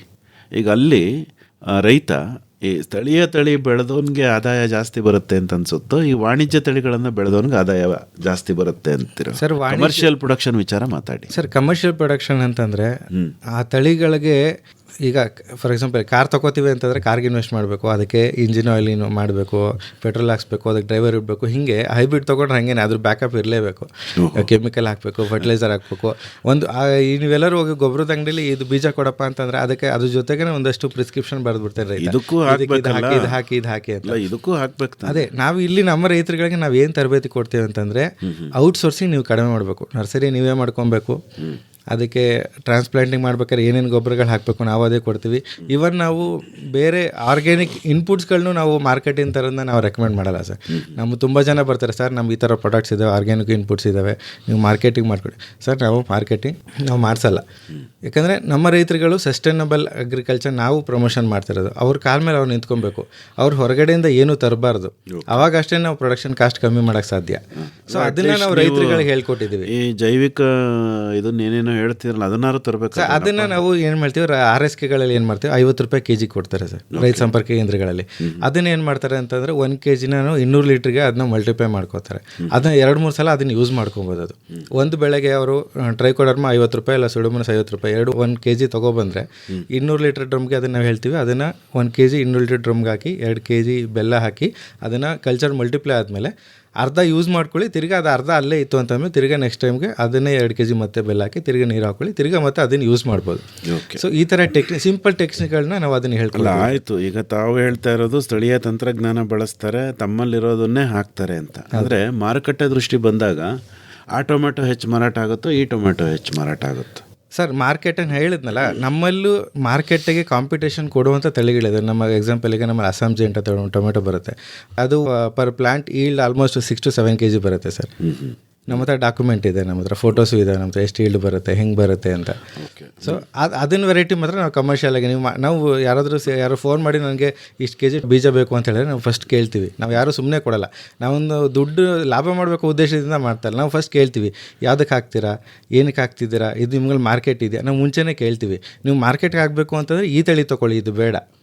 ಅವ್ರು ಹೇಳ್ತಾರೆ, ನಮ್ಗೆ ತುಂಬ ಜನ ಫೋನ್ ಮಾಡ್ತಾರೆ, ಸರ್ ನಮ್ಗೆ ಬ್ಲ್ಯಾಕ್ ಟೊಮೆಟೊ ಕೊಡಿ ಸರ್, 100 ಗ್ರಾಮ್ ಕೊಡಿ ಸರ್. 50 ಬ್ಲ್ಯಾಕ್ ಟೊಮೆಟೊ ನೀವು ಎಲ್ಲಿ ಮಾರಾಟ ಮಾಡ್ತೀರಾ, ಅದು ಬೇಡ, ಅದ್ರ ಬದಲು ಇದನ್ನು ಹಾಕಿ ನೀವು ಕಮರ್ಷಿಯಲ್ ಹಾಕ್ತೀನಿ ಅಂತಂದರೆ. ಅಂದರೆ ನಿಮ್ಮ ಮನೆ ಬಳಕೆಗೆ ಹಾಕಬೇಕು ಅಂದರೆ ಮಾತ್ರ ಈ ಥರ ತಳಿಗಳು ಸೆಲೆಕ್ಟ್ ಮಾಡಿ. ನಿಮ್ಮಲ್ಲಿ ಮನೆ ಬಳಕೆಗೆ ಬೇರೆ ಮತ್ತು ಕಮರ್ಷಿಯಲ್ಗೆ ಬೇರೆ ಅಂತ ಹೇಳಿ ಪ್ರತಿಯೊಂದು ತರಕಾರಿಗೂ ಬೀಜ ಇದೆಯಾ? ಹೌದು ಸರ್, ಇದೆ. ಅಂದ್ರೆ ವಾಣಿಜ್ಯ ಉದ್ದೇಶಕ್ಕೆ ಈ ತಳಿ, ಕಮರ್ಷಿಯಲ್ ಆಗಿ ಹೌದು. ಹೌದಾ? ಹೌದು ಸರ್, ಅದನ್ನ ಹೇಳೇ ಕೊಡ್ತೀರಿ. ಹೌದು, ಮನೆ ಕೊಡೋದು ಪ್ಯಾಕಿಂಗ್ ಕಮ್ಮಿ ಇರುತ್ತೇನಪ್ಪ ಸರ್, ಪ್ಯಾಕಿಂಗ್ ಕಮ್ಮಿ ಇರುತ್ತೆ. ಮತ್ತೇನೈತೆ, ಈಗ ಸಾಂಬಾರ್ಗೆ 1 ಟೊಮೊಟೊ, ಸಲಾಡ್ಗೆ 1 ಟೊಮೊಟೊ, ಜ್ಯೂಸ್ಗೆ 1 ಟೊಮೊಟೊ, ಆ ರೀತಿ ವಿಧವಾದ ಟೊಮೊಟೊಗಳಿದೆ.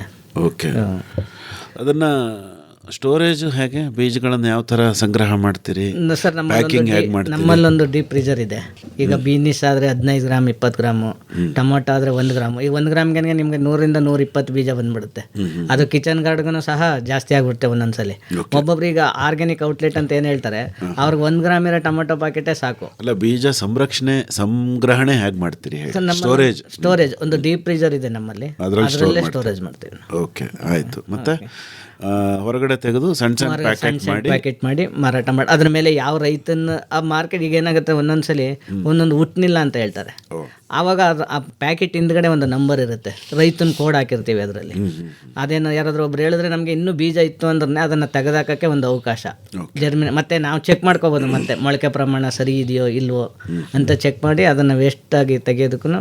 ದೇಶಿ ತಳಿ ತರಕಾರಿಗಳನ್ನು ಬೆಳೆಯೋದು ಲಾಭದಾಯಕ ಅಂತ ಅನ್ಸುತ್ತೆ? ಖಂಡಿತವಾಗ್ಲೂ ಲಾಭದಾಯಕ ಆಗುತ್ತೆ ಸರ್. ಯಾಕಂತಂದರೆ ಕಂಪೇರೇಟಿವ್ಲಿ ಹೈಬ್ರಿಡ್ಗೆ ಅಷ್ಟು ನಾವೇನು ಇದು ಮಾಡ್ತೀವೋ, ನಮ್ಮ ರೈತರುಗಳಿಗೆ ಒಂದು ತಪ್ಪು ಕಲ್ಪನೆ ಇದೆ ಸರ್. ನೀವು ಹೈಬ್ರಿಡ್ ಬೀಜ ತೊಗೊಂಡು ಅದಕ್ಕೆ ಸಖತ್ತು ದುಡ್ಡು ಸುರಿದು ಅದಕ್ಕೆ ಕೋಲ್ಗಳೆಲ್ಲ ಕಟ್ಟಿ ಕಳೆ ತೆಗೆಸಿ ಎಲ್ಲನೂ ಮಾಡ್ತಾರೆ. ಅದೇ ನೀವು ನಾಟಿ ಬೀಜ ಕೊಟ್ಬಿಟ್ಟು ಇದನ್ನು ಪ್ರೊಡಕ್ಷನ್ ಮಾಡಿ ಅಂತಂದರೆ ಅವ್ನು ಕೋಲ್ನೂ ನೆಟ್ಟಿರಲ್ಲ. ಅದೊಂದು ಸಮಸ್ಯೆ. ಅದೊಂದು ಆ ಕಲ್ಪನೆನ ಬಿಟ್ಟು ಇದನ್ನು ಹೆಂಗೆ ವ್ಯವಸಾಯ ಮಾಡೋಕ್ಕೆ ಶುರು ಮಾಡ್ತಾನೋ ಅದೇ ರೀತಿ ನಮ್ಮ ನಾಟಿ ತಳಿಗಳನ್ನ ವ್ಯವಸಾಯ ಮಾಡಲಿ ಸರ್, ಅದಕ್ಕಿಂತ ಉತ್ತಮವಾದ ಇಳುವರಿ ಇದು ಕೊಡುತ್ತೆ. ಮತ್ತು ದೇಶಿ ತಳಿಗಳದ್ದು ಇನ್ನೊಂದು ವಿಶೇಷತೆ ಏನಂದರೆ ಸರ್, ತುಂಬ ಟೇಸ್ಟ್ ಬರುತ್ತೆ. ನಿಮಗೆ ಟೇಸ್ಟ್ ಬರುತ್ತೆ, ಬೇಗ ಕೆಡಲ್ಲ, ಒಳ್ಳೆ ಪ್ರೋಟೀನ್ ನ್ಯೂಟ್ರಿನ್ಸ್ ತುಂಬ ಜಾಸ್ತಿ ಇರುತ್ತೆ. ಹೆಚ್ಚಿನ ಮಾಹಿತಿಗೆ ನಿಮ್ಮನ್ನೇ ನೇರವಾಗಿ ಸಂಪರ್ಕ ಮಾಡಬೇಕು ಅಂದರೆ ಸಂಪರ್ಕಕ್ಕಾಗಿ ತಮ್ಮ ಮೊಬೈಲ್ ಸಂಖ್ಯೆ ಏನು ಕೇಶವಮೂರ್ತಿಗಳೇ? ಸರ್ 6361552588. ಇನ್ನೊಂದು ಸರಿ ಹೇಳ್ತೀರಾ? 6361552588. ಇನ್ನೂ ಒಂದು ಸರಿ ಹೇಳ್ಬಿಡಿ. 6361552588. ತಮ್ಮದು ಮಂಜು ಅವರೇ? ಸರ್ 9535149520. ಇನ್ನೊಮ್ಮೆ 9535149520. ಇನ್ನೂ ಒಂದು ಸರಿ ಹೇಳ್ಬಿಡಿ. 9535149520. ಒಳ್ಳೆಯದು ಮಂಜು ಅವರೇ ಹಾಗೂ ಕೇಶವಮೂರ್ತಿಗಳ, ಇದುವರೆಗೆ ದೇಶಿ ಹಣ್ಣು ತರಕಾರಿಗಳ ಮಹತ್ವ, ವೈಶಿಷ್ಟ್ಯತೆ, ಮಾರುಕಟ್ಟೆ ಮತ್ತು ಉತ್ಪಾದನೆ ಈ ಬಗ್ಗೆ ಬಹಳ ಸೊಗಸಾಗಿ ನಿಮ್ಮ ಚಿಂತನೆಗಳನ್ನು ಹಂಚಿಕೊಂಡ್ರಿ. ವಂದನೆಗಳು, ಒಳ್ಳೆಯದಾಗಲಿ, ನಮಸ್ಕಾರ. ಇದುವರೆಗೆ ದೇಸಿ ಹಣ್ಣು ತರಕಾರಿಗಳ ಬೇಸಾಯ, ಮಾರಾಟ ಮತ್ತು ಬೀಜೋತ್ಪಾದನೆಯನ್ನು ಕುರಿತ ಸಂವಾದದಲ್ಲಿ ಭಾಗವಹಿಸಿದ್ದವರು ಮೈಸೂರಿನ ಸಹಜ ಸೀಡ್ಸ್ ಸಂಸ್ಥೆಯ ಉತ್ಪಾದನಾ ವ್ಯವಸ್ಥಾಪಕರಾದ ಕೆಎಸ್ ಮಂಜು ಮತ್ತು ಕೃಷಿಕ ಸಿಎನ್ ಕೇಶವಮೂರ್ತಿ. ಬರುವ ವಾರ ತೋಟಗಾರಿಕಾ ಬೆಳೆಗಳಲ್ಲಿ ಜೈವಿಕ ಗೊಬ್ಬರಗಳು ಮತ್ತು ಜೈವಿಕ ಪೀಡೆನಾಶಕಗಳ ಬಳಕೆಯನ್ನು ಕುರಿತ ಸಂವಾದವಿದೆ.